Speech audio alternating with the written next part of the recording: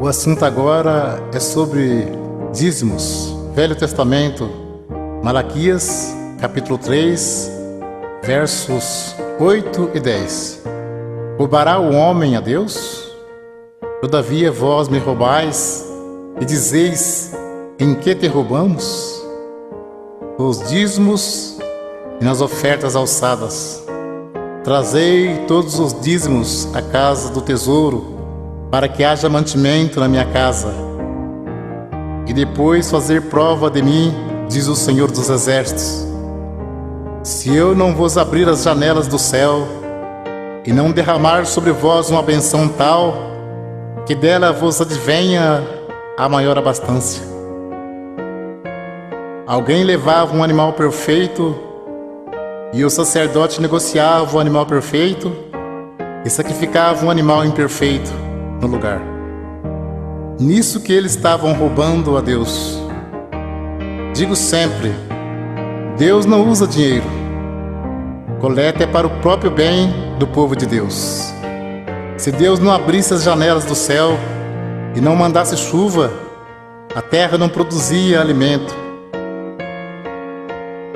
As tribos de Israel receberam herança, menos a tribo sacerdotal, que era a tribo dos levitas.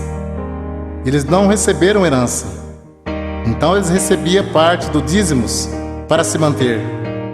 Por isso que dizia, trazer os dízimos para que haja mantimento na casa do tesouro. Não se tratava de dinheiro, mas de mantimento. Não há mais casa do tesouro. Jesus disse, minha casa é chamada por todas as nações casa de oração. Evangelho segundo Mateus, capítulo 10, versos 5 ao 10. Jesus enviou esses 12, ele ordenou dizendo, não ireis pelo caminho das gentes, nem entreis em cidade de samaritanos, mas ide diante as ovelhas perdidas da casa de Israel. E indo pregai, dizendo, é chegado o reino dos céus. Curai os enfermos, limpai os leprosos, ressuscitai os mortos, expulsai os demônios. De graça recebestes, de graça dai.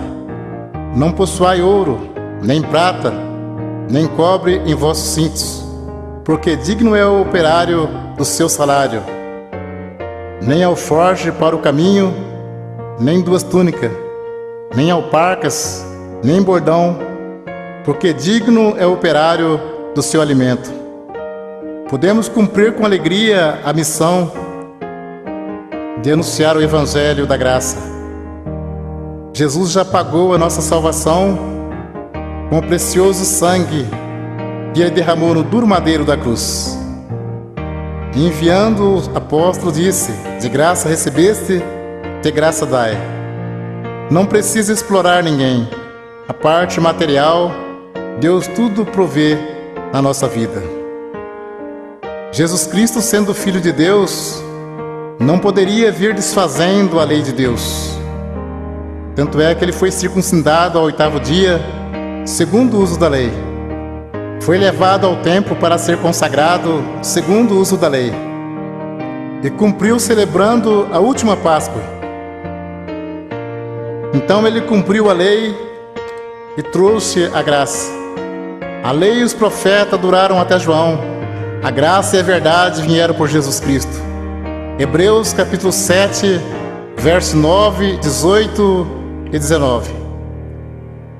E para assim dizer, por meio de Abraão até Levi, que recebe dízimos, pagou dízimos, porque o precedente mandamento é abrogado por causa da sua fraqueza e inutilidade. Pois a lei nenhuma coisa aperfeiçoou, e desta sorte é introduzida uma melhor esperança, pelo qual chegamos a Deus. Hebreus capítulo 7, versos 12, 13 e 14. Porque mudando-se o sacerdócio, necessariamente se faz também mudança da lei. Porque aquele de quem essas coisas se dizem pertence a outra tribo, da qual ninguém serviu ao altar, visto ser manifesto que nosso Senhor procedeu de Judá, e concernente a esta tribo, nunca Moisés falou de sacerdócio, porque dele assim se testifica: tu és sacerdote eterno, segundo a ordem de Melquisedeque. Jesus procedeu da tribo de Judá, e não da tribo de Levi, que era a tribo dos sacerdotes. Então, se muitos espertalhões pregam que tem que pagar dízimo hoje, por que eles não se preocupam em cumprir mais algum mandamento da lei? Porque o assunto deles é só dinheiro. Procura enganar, sendo que dízimos era para que houvesse mantimento na casa do tesouro. Muitos querem tirar proveito para ganhar dinheiro, dizendo: digno é o obreiro do seu salário. Mas isto é mesmo que dizer: digno é o obreiro do seu alimento. O apóstolo Paulo disse em Atos capítulo 20, versos 33 ao 36: de ninguém cobicei a prata, nem o ouro, nem o vestido. Vós mesmos sabeis que para o que me era necessário a mim e aos que estão comigo, essas mãos me serviram. Tenho-vos mostrado em tudo que, trabalhando assim, é necessário auxiliar os enfermos e recordar as palavras do Senhor Jesus, que disse: mais bem-aventurado coisa é dar do que receber. E havendo dito isto, pôs-se de joelhos e orou com todos eles. Mas o assunto viver do Evangelho era alimento, e não receber dízimos. Para você entender mais fácil, os apóstolos poderiam viajar em missão e ficar na casa de alguém não crente e ali se alimentar por alguns dias. E como Deus estava chamando também pessoas pobres, em vez dos apóstolos pedir dinheiro aos novos convertidos, eles os ajudavam. Vamos ler aos Romanos capítulo 15, versos 26 e 27. Porque pareceu bem a Macedônia e a Caia fazerem uma coleta para os pobres dentre os santos que estão em Jerusalém.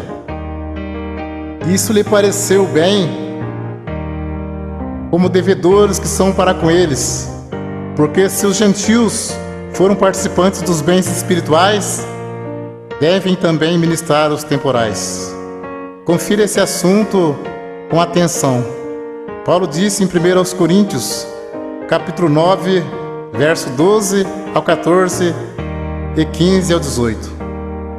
Se outros participam deste poder sobre vós, por que não mais justamente nós?